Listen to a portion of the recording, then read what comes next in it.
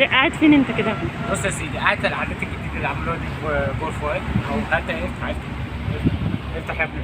مش عارف ايه اسمها العاده، بس حلو ممتازه مش عارف ايه. بص هتلف تاني، بس انا يعني فاهم شكلهم حلوين قوي اهو. انا عند الجامع الكبير والدنيا بتغرب لان الاضاءه مش جامده اوفر.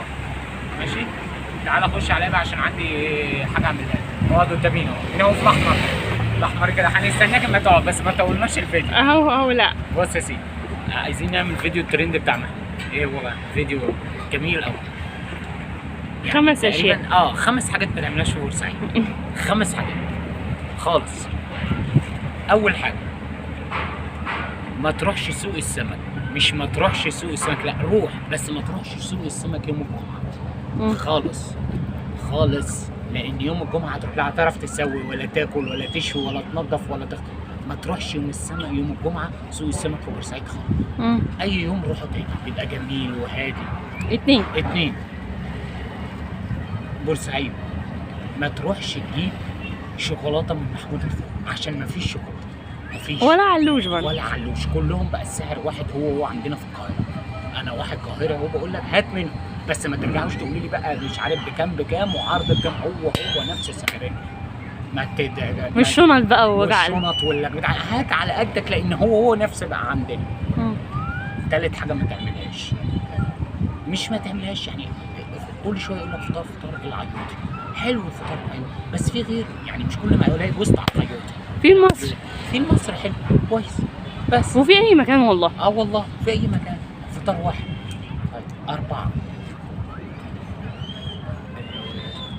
ايوه، ما تلاقيني اسرح واقف الصبح عشان 4. رابع حاجه يعني الكاسات حلو كل حاجه، ما بقولش ما بجربهاش، بس اللي ما بيحبش تورته الايس كريم الكاساده مش تعجبه، لان هي عامله زي تورته الايس كريم. عارف التورته بتاعت الايس كريم دي تورته ايس كريم، اللي ما بيحبهاش مش تعجبه. ياكل عنده سلسبيل كذا حاجه. لا وعموما في حلويات كتير يعني. في حلويات كتير جدا. 5 حاجه بقى ما تجربهاش، انا جربته عشان ده رخم، كل مره اجربه وحش جدا. بطاطس موتس سيء جدا يعني، في بداله هاي برجر عنده البطاطس ضعف. موتس سيء بطاطس بالي وبيحطها في الميكرويف وحش جدا. ولما تيجي هنا لازم تجرب الحلويات كتير، عشان عندهم طبايز حلويات، عندهم كذا محل حلويات، حاجات حلوه قوي. في كتير جدا الصراحه، هم حلوياتهم جامده جدا. انا مش بقول هم حلوياتهم احلى من دمياط.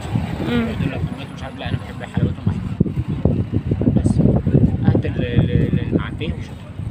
بس لو افتكرنا حاجه في ال5 هنبقى نزودها. لا هي دي ال5 طبعا. لا انا هي دي ال5، انا لو افتكرنا حاجات تانية نبقى نقولها نضمها. هم دول 5 حاجات بتيجي من بورسعيد بتعملهم، مش وجهه نظر.